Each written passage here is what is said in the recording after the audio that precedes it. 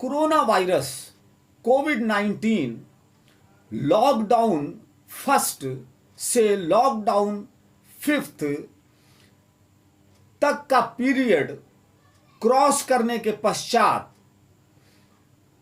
Unlock 1 के period में हम लोग हैं। लॉकडाउन 1 से लॉकडाउन 5 तक we saw the clappings, dancing and darkness from the light for few minutes. We heard that corona को हराना है। अगेन वी हर्ड कोरोना के संग जीना है। जान है तो जहान है, जान भी और जहान भी। कोविड-19 कोरोना वायरस से अब तक अमेरिका में 1,12,506 लोगों की डेथ हो चुकी है। जहां तक भारत का सवाल है, ताजा आंकड़े के मुताबिक 2,57,000 लोग इससे इन्फेक्टेड हो चुके हैं और 7,200 लोगों की डेथ हो चुकी है।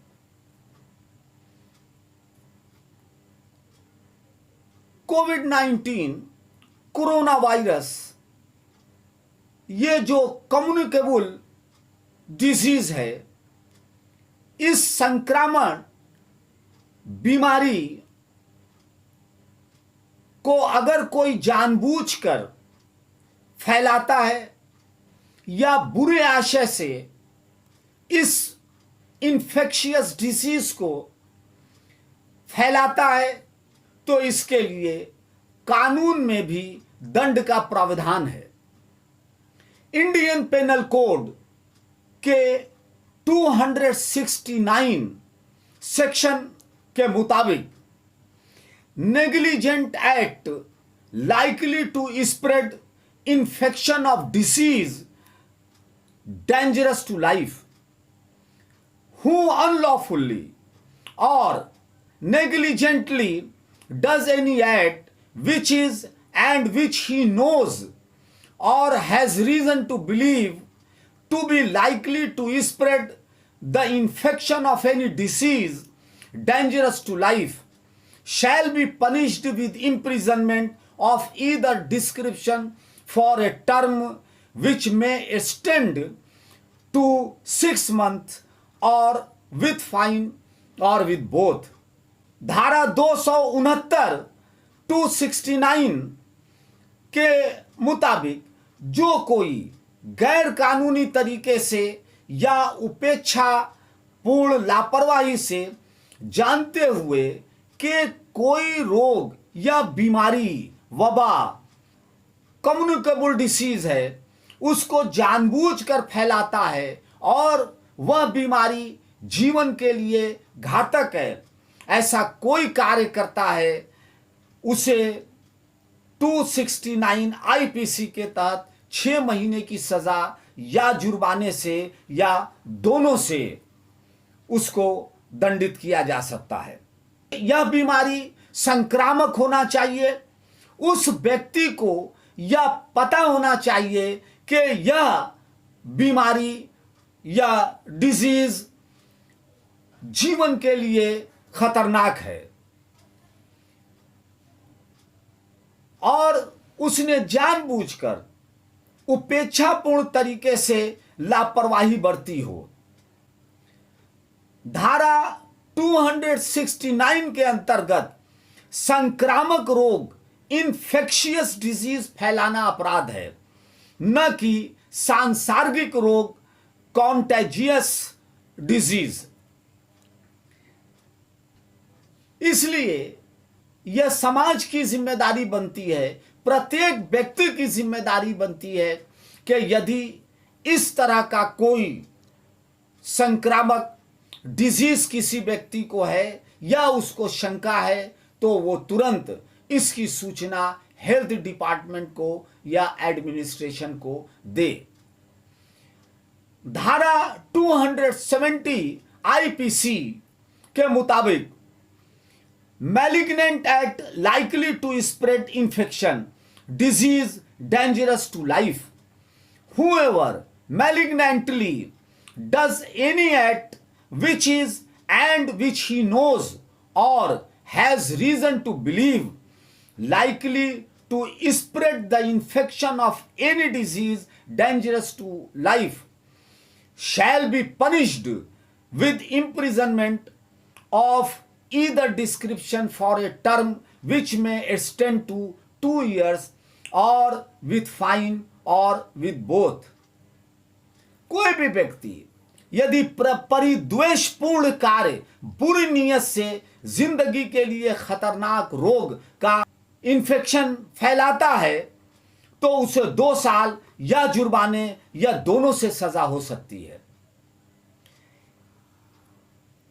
AIR 1999 supreme court page 495 mister x versus hospital Z का केस एक best legal case for example हो सकता है।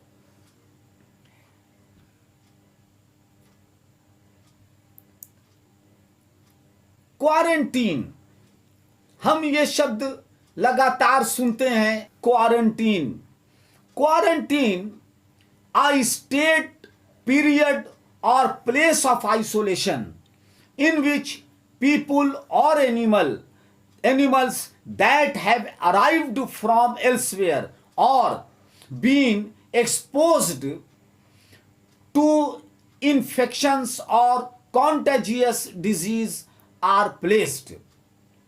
Quarantine is a strict isolation imposed to prevent the spread of communicable disease.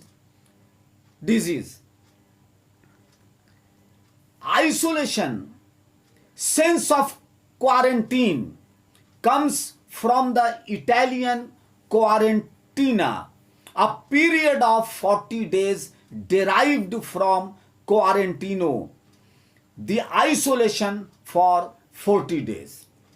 Historically, quarantine referred to a period originally of 40 days imposed upon ships when suspected of carrying an infectious disease or contagious disease.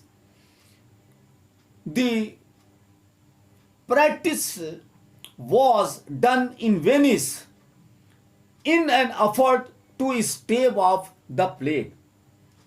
271 IPC, disobedience of quarantine rule. इस तरह हम देखते हैं कि कोविड-19 यह जो communicable disease है, इसके लिए सोशल डिस्टेंसिंग बहुत ही जरूरी है। दूसरी बात, सरकार द्वारा जो गाइडलाइंस जारी की गई है, उस गाइडलाइंस का पालन करना भी सबके लिए आवश्यक है। यदि किसी को शंका है या संदेह है तो उसे तुरंत डिस्ट्रिक्ट एडमिनिस्ट्रेशन को इस बाबत सूचना देना चाहिए ताकि परिवार भी सुरक्षित रहे, वह व्यक्ति भी सुरक्षित रहे और समाज भी सुरक्षित रहे। धन्यवाद।